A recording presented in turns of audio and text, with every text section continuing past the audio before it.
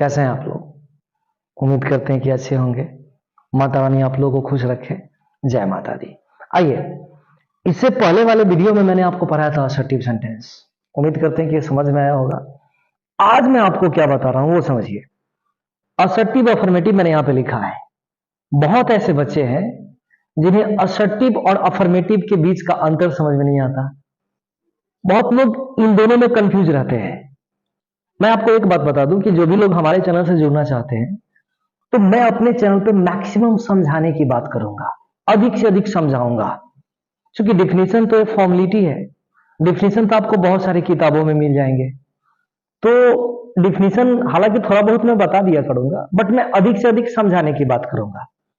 तो मान लो कोई टॉपिक आपको नहीं समझ में आया और उस टॉपिक को आप बेहतर ढंग से समझना चाहते हैं, तो आप मेरे चैनल से जुड़ सकते हैं, मेरे चैनल को सब्सक्राइब कर सकते हैं। तो अब आइए यहां पे देखते हैं असर्टिव और अफर्मेटिव। बहुत ऐसे बच्चों को लगता है कि भाई असर्टिव अफर्मेटिव दोनों अलग है, कुछ को लगता है दोनों एक है। लेकिन सवाल उठता है समझना, अगर अलग है तो कैसे है, अगर एक है तो कैसे। हम इस पर चर्चा करेंगे। आज मैं आपको यह पढ़ाऊंगा। आइए देखते हैं। देखिए, इसके लिए आपको पढ़ना है kinds of assertive sentences, right, यानी असर्टिव सेंटेंसेस के प्रकार। तो मैं आपको बता दूं कि ये जो असर्टिव सेंटेंस है ये दो प्रकार का होता है। एक होता है अफर्मेटिव, एक होता है अफर्मेटिव सेंटेंस। इसको हम हिंदी में बोलते हैं सकारात्मक वाक्य। सकारात्मक वाक्य। फिर दूसरा होता है निगेटिव सेंटेंस। निगेटिव सेंटेंस, इसको हम बोलते हैं नकारात्मक वाक्य। नकारात्मक वाक्य। अब देखिए, असर्टिव का मतलब होता है स्वीकारात्मक और अफर्मेटिव का मतलब होता है सकारात्मक। देखिए कितना अंतर है स्वीकारात्मक और सकारात्मक, ये बात समझिए आप लोग। अब ये जो असर्टिव है ना, इस असर्टिव में ये दोनों आता है, यानी असर्टिव दो प्रकार का होता है। एक होता है अफर्मेटिव, एक होता है निगेटिव। यानी जो असर्टिव है ये बनता है अफर्मेटिव प्लस निगेटिव, ये दोनों को मिलाकर। यानी आप कह सकते हो affirmative plus negative equal to assertive. यानी असर्टिव में अफर्मेटिव भी आता है और निगेटिव भी आता है।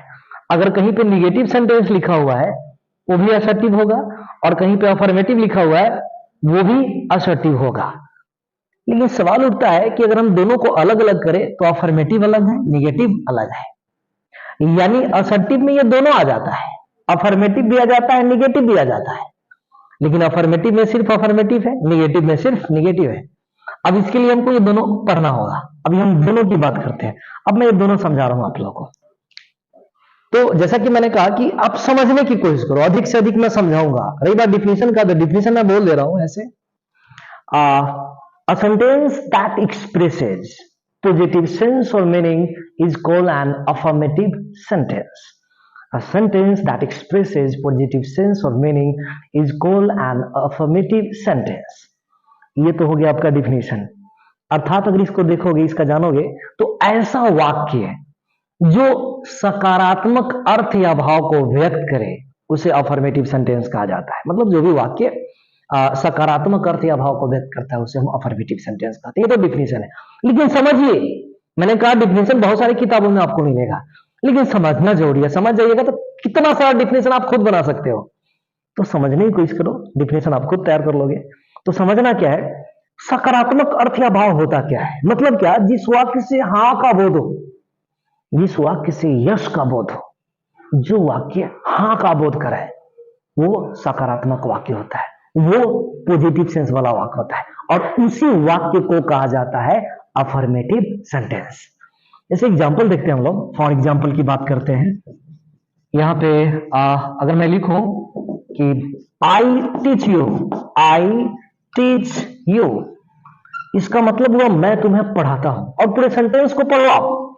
अब इसके भाव को आप समझो कि ये सेंटेंस क्या कह रहा है। आई टीच यू, मैं तुम्हें पढ़ाता हूं, मतलब हाँ पढ़ाता हूं, तब तो बोल रहा हूं कि मैं तुम्हें पढ़ाता हूं, मतलब यस, मतलब हाँ मैं पढ़ाता हूं, इसमें यस छिपा हुआ है। पूरे सेंटेंस का जो भाव है ना, वो ये कह रहा है कि यस मैं तुम्हें पढ़ाता हूं, हाँ मैं तुम्हें पढ़ाता हूं। इस चीज को समझिए, कंफ्यूज करने की कोशिश नहीं कर रहा है। आप ये सोचो कि इसमें यस छिपा हुआ है, यानी पूरा वाक्य जो है वो हाँ का बोध करा रहा है, ये आपका होगा अफर्मेटिव सेंटेंस। अगर आप बोलते हो सी इज फेयर, अगर आप बोलते हो सी इज फेयर, तो इसका मतलब हुआ कि वह गोरी है, मतलब आपने आंखों से देखा कि फलना गोरी है, तो गोरी है मतलब इस बात को आपने स्वीकार लिया, यानी हाँ यस एक्सेप्ट कर लिया कि हाँ गोरी है, मतलब इसमें यस छिपा हुआ है, यस का बोध हो रहा है। इसका मतलब है जिस भी वाक्य से हाँ का बोध होगा, समझ रहे बात को, जिस भी वाक्य से हाँ का बोध होगा वो आपका है अफर्मेटिव सेंटेंस। और सिंपल सी बात है, अफर्मेटिव में तो असर्टिव का गुण होगा ना, क्योंकि ये बेटवा के कर है, बाल बच्चा के कर है, असर्टिव का। मैंने कहा ना आपको, असर्टिव को दूगो बच्चा, दूगो बेटा समझो, दूगो बेटी समझो, जो भी समझो भैया, या तो अफर्मेटिव कुमार ना अफर्मेटिव कुमारी, निगेटिव कुमार ना निगेटिव कुमारी, जो भी समझो, मैं समझने के लिए कॉन्सेप्ट दे रहा हूं, ऐसे पारिवारिक कोई रिश्ता विश्ता है नहीं। तो असर्टिव दो हो गया, अफर्मेटिव और निगेटिव। तो अफर्मेटिव तो में तो असर्टिव का गुण रहेगा ही ना। असर्टिव का गुण क्या होता है? जिसके शुरू में सब्जेक्ट आए, जिसके शुरू में सब्जेक्ट आए, अंत में फुल स्टॉप हो। देखिए आई शुरू में सब्जेक्ट आ रहा है, अंत में फुल स्टॉप। देखिए सी शुरू में सब्जेक्ट आ रहा है, अंत में फुल स्टॉप। तो ये सबसे पहले असर्टिव तो है। अब अंतर समझिए, अंतर। कोई आपसे पूछे आई टीच यू क्या है, तो सबसे पहले ये है असर्टिव, सबसे पहले क्या है? असर्टिव।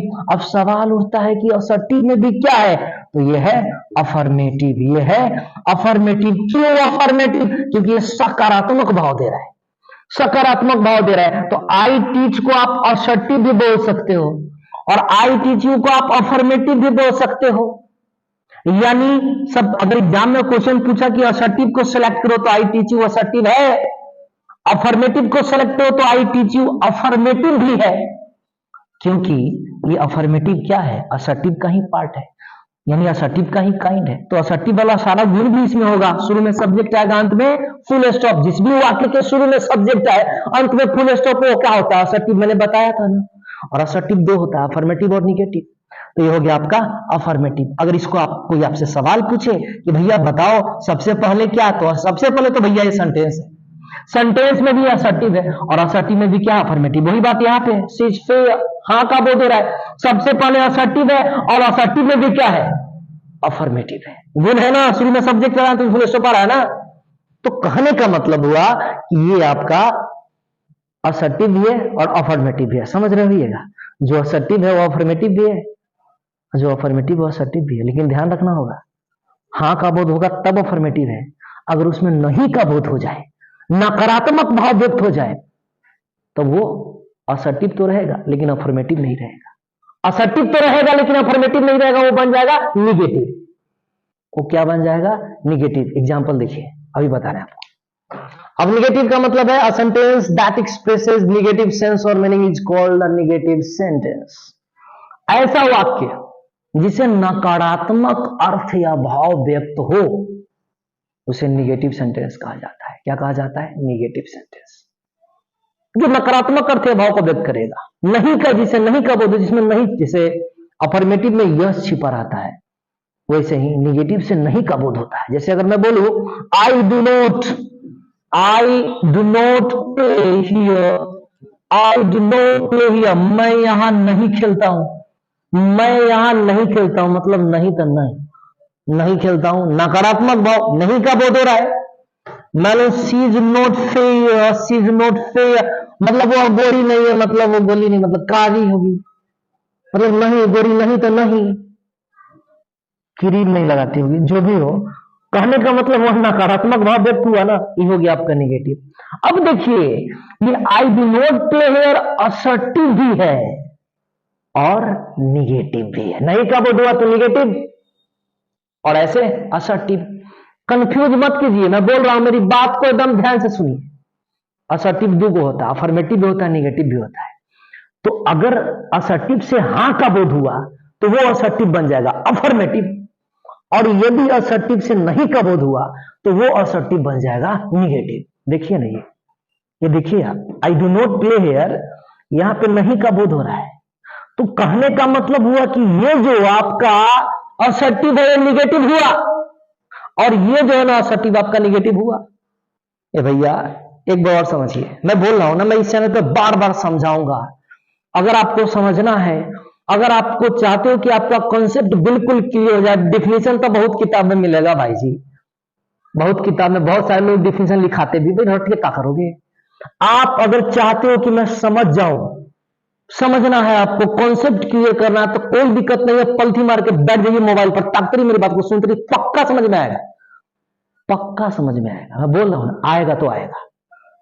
अब भैया समझने की कोशिश कीजिएगा तब ना आएगा, आए और नहीं समझने की कोशिश कीजिएगा तो हम तो भगवान है नहीं। ऐसा तो नहीं कि पतंजलि का प्रोडक्ट मेरे पास है, मैं कहूंगा बुआ सुबह में घोर के पी लेना, दोपहर में घोर के पी लेना, शाम में घोर के पी लेना, और रात में सोने से पहले घोर के पी लेना, कंप्लीट हो जाएगा। असंभव, असंभव। आइए देखते हैं।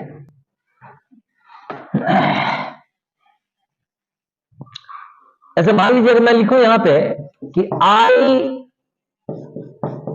प्ले हियर, अब इस सेंटेंस को आप सबसे पहले असर्टिव भी बोल सकते हो, इस सेंटेंस को आप अफर्मेटिव भी बोल सकते हो, दोनों। क्योंकि है तो असर्टिव, शुरू में सब्जेक्ट आ रहा है तो फुल स्टॉप। समझ रहे बात को? कोई दिक्कत होगा तो कमेंट करके पूछ सकते हैं। तो आई प्ले हियर ये आपका असर्टिव है, और असर्टिव में भी क्या है, अफर्मेटिव है। लेकिन अगर इसी को लिखे कि I do not play here, I do not play here, अब यहां पे देखिए ये आपका सबसे पहले असर्टिव है। क्या है भाई मेरे, असर्टिव है भैया, आइए भाई साहब आइए। और असर्टिव में भी क्या हो गया आपका, निगेटिव। अब देखिए ऊपर, ये असर्टिव है लेकिन असर्टिव में अफर्मेटिव है, और ये असर्टिव है लेकिन असर्टिव में क्या है, निगेटिव है। इस चीज को समझिए भैया, समझिए, बिल्कुल जीरो टू हीरो है। इसको समझने की कोशिश कीजिए, कुछ नहीं है भैया। अगर एग्जाम में सवाल पूछ दिया कि भैया असर्टिव को सेलेक्ट करो, तो आप इसको सेलेक्ट कर सकते हैं।